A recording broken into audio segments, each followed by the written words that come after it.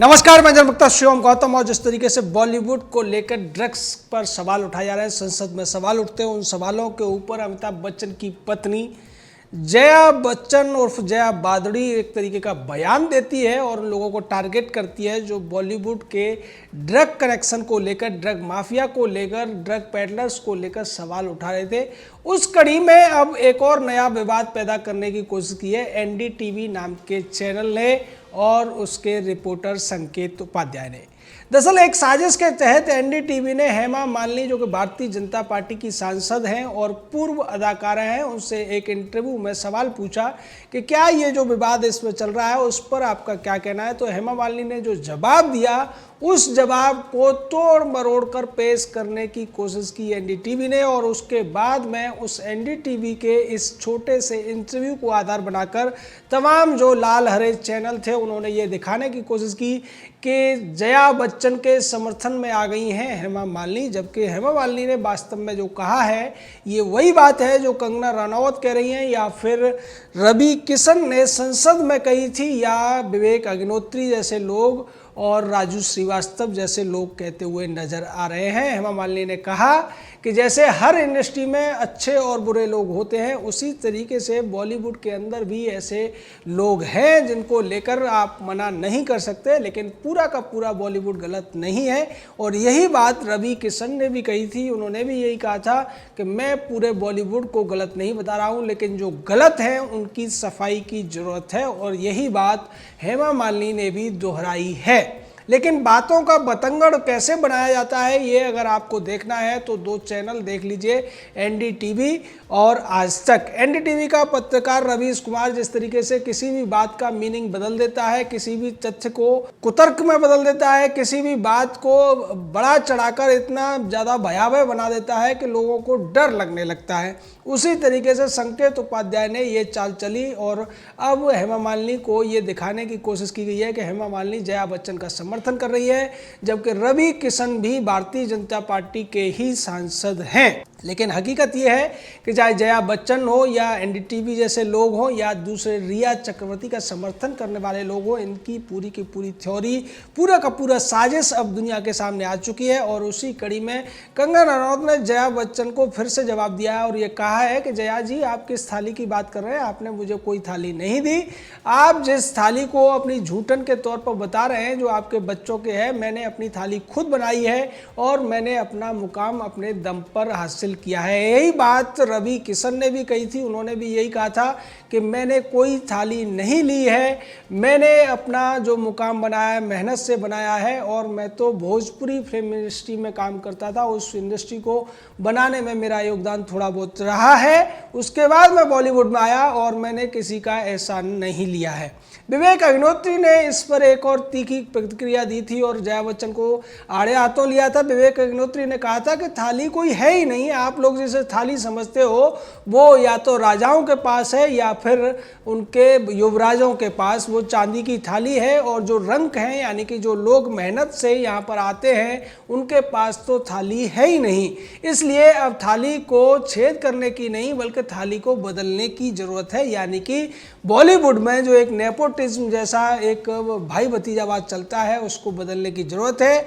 और इसी भाई भतीजावाद की वजह से बॉलीवुड में नशे का कारोबार फल फूल रहा है। और इसको लेकर सुशांत सिंह राजपूत के एक पुराने दोस्त ने भी बड़ा खुलासा किया है।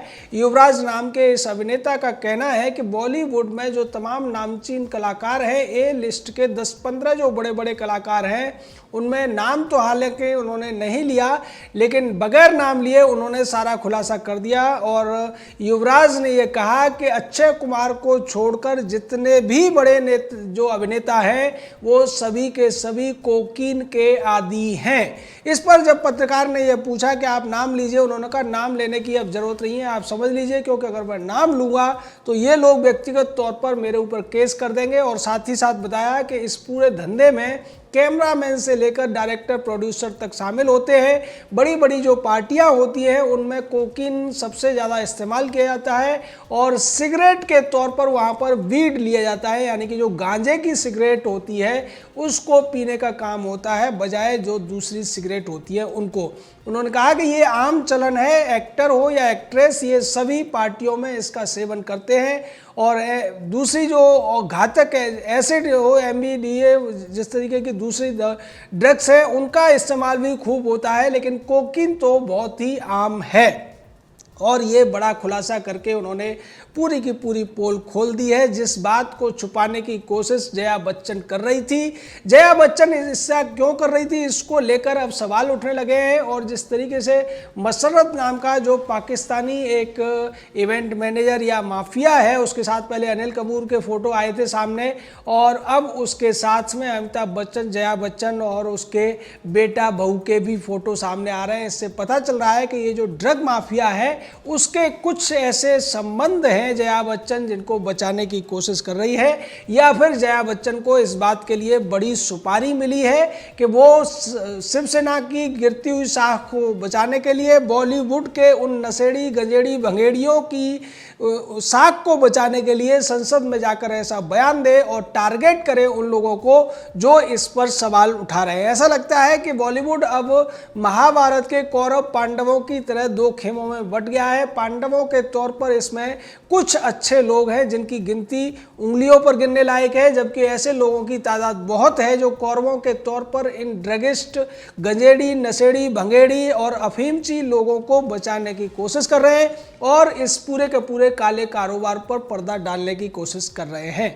लेकिन वो ये भूल गए हैं कि एनसीबी की जांच अभी भी जारी है और एनसीबी रियाज की जो चैट मिली है उसके आधार पर तमाम लोगों को पूछताछ के लिए बुला रही है। इस कड़ी में अब तक जिस तरीके से रिया चक्रवर्ती से जुड़े हुए तमाम लोगों को श्रुति मोदी का बुलाया जाना एक बड़ी बात है, क्योंकि जिस तरीके से रिया चक्रवर्ती के वकील ने भी तमाम आरोप सुशांत सिंह राजपूत के परिवार पर लगा दिए थे जांच से बचने के लिए और जांच को डाइवर्ट करने के लिए, उसी तरीके से श्रुति मोदी का जो वकील था वो भी इसी तरीके की बातें करता हुआ नजर आया था और उसने ये कहा था कि सुशांत सिंह राजपूत की जो बहनें हैं वो इंश्योरेंस का पैसा हड़पने की वजह से इस तरीके की बातें कर रहे हैं कि सुशांत सिंह राजपूत की जो मौत है वो आत्महत्या नहीं बल्कि हत्या है।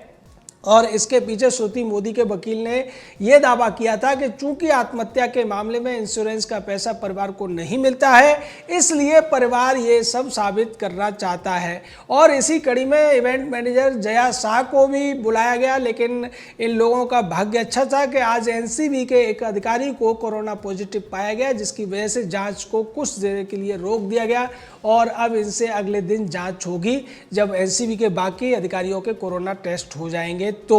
लेकिन यह निश्चित है कि जिस तरीके से इस पूरे मामले में धीरे धीरे करके लोगों को बोलने की हिम्मत मिल रही है और तमाम ऐसे जो तथ्य हैं वो दुनिया के सामने आ रहे हैं, लोगों के सामने आ रहे हैं और उनके सामने उनके जो परिदृश्य में जो ये अदाकार या अदाकारा हुआ करती थी, इनकी जो स्वच्छ छवि थी, अब उस छवि में कितने दाग हैं ये भी उन्हें देखने को मिल रहा है। जिस तरीके से सुशांत सिंह राजपूत के पुराने दोस्त युवराज ने कहा है कि ज़्यादातर फिल्म एक्ट्रेस, चाहे उनमें सलमान खान का नाम ले लो आप, चाहे शाहरुख खान, आमिर खान, अजय देवगन, ऋतिक रोशन या दूसरे अभिषेक बच्चन टाइप के जो चुके हुए फ्यूज कारतूस हो, या फिर दूसरे जो एक्टर्स हैं रणवीर कपूर जैसे, संजय दत्त जैसे, तो ये सभी के सभी कोकीन के आदी हैं। और जिस तरीके से एक वीडियो सामने आया था पिछले साल कि करण जौहर की पार्टी में ये सभी जो नाम मैंने लिए, आलिया भट्ट से लेकर चाहे करण जौहर हो या फिर रणवीर कपूर हो, रणवीर सिंह हो, दीपिका पादुकोण हो, ये सभी के सभी कोकीन और बीड लेते हैं।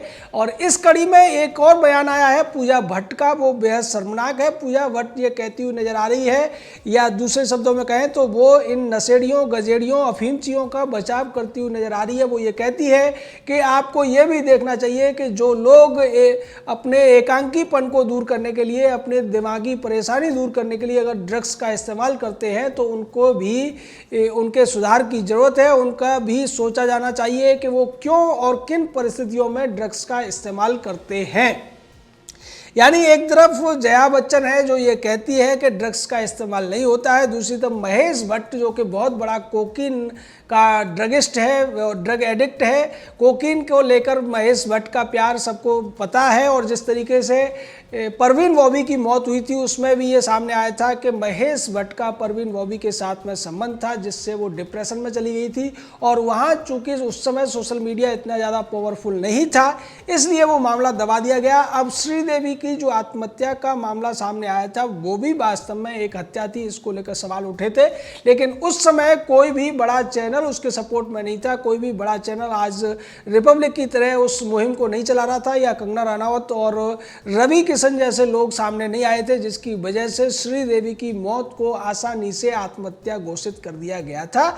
जबकि उस पूरे मामले में जिस तरीके से पूर्व पुलिस के जो जांच अधिकारियों ने सवाल उठाए थे कि ऐसे कैसे हो सकता है कि एक इतनी बड़ी एक्ट्रेस और इतनी आसानी से आत्महत्या कर ले। और बॉलीवुड में ऐसा लगता है कि जिस भी व्यक्ति को ठिकाने लगाना होता है, रास्ते से हटाना होता है, उसकी मौत को आत्महत्या बना दिया जाता है और आसानी से अपराधी बच जाते हैं। लेकिन सुशांत सिंह राजपूत के मामले में ऐसा नहीं हो पाएगा, और इस मामले की वजह से अब जो ड्रग एडिक्ट का पूरा गैंग है, माफिया है, एक नेक्सस है, उसका खुलासा भी निश्चित तौर पर होने जा रहा है।